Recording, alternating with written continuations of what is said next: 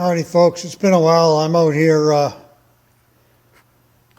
my battery box inverter won't hold a charge, so I'm taking this eliminator apart and I'm going to see if I can find a battery for it or make sure it's not all corroded or whatever inside. So let's get started.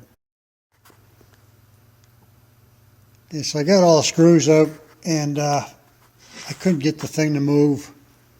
They hide a couple under the label, one there and one there. Once you do that, it just pops right off, no problem. So let's get that back off and have a look. All right, I got the back off. Remember, all this stuff is live in here. And I mean, you do you. I do my own thing. But you got to be cautious on this stuff. So right away I'm seeing a negative. See that? It's all corroded. And the positive looks okay. So I'm going to take these off and clean them all up and try charging it and see what happens. So I don't know if you can see back there. That's completely corroded. Positive is all clean. So wouldn't that be nice if that's the issue? Let's get it off and find out. So we get that off, so it's pretty bad.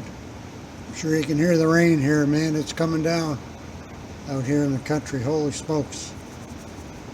But we need it. Anyway, more in a minute.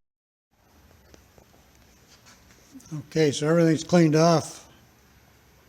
It's got power. A couple of things here. These two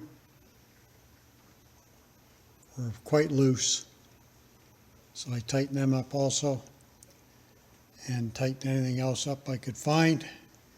So we're going to put the case back on and charge it up and see what happens. I've got the battery info now, so I got the size and everything, measured it, and so if this doesn't hold a charge, I'll just get another battery and we'll be good to go.